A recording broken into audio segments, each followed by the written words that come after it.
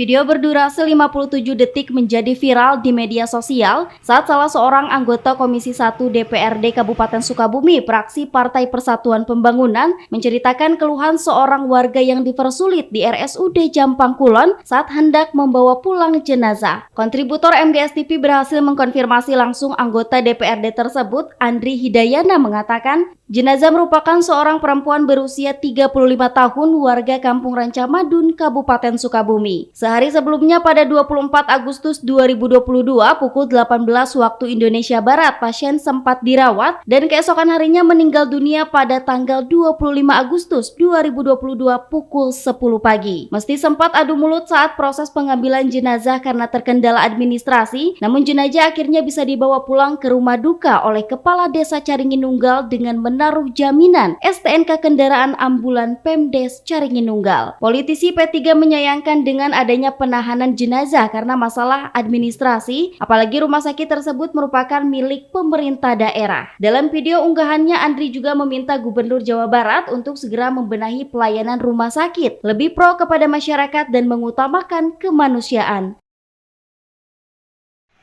Bismillahirrahmanirrahim. Assalamualaikum warahmatullahi wabarakatuh. Untuk Bapak Gubernur Jawa Barat, Bapak Ridwan Kamil yang saya hormati.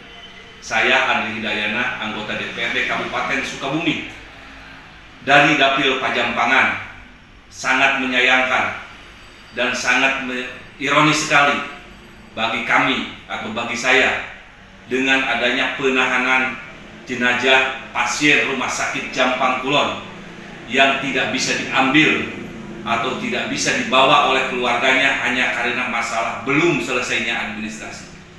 Tolong Pak Gubernur, di mana rasa keadilan, di mana rasa kemanusiaan agar masyarakat bisa tercipta keadilan sosial untuk seluruh warga negara Indonesia.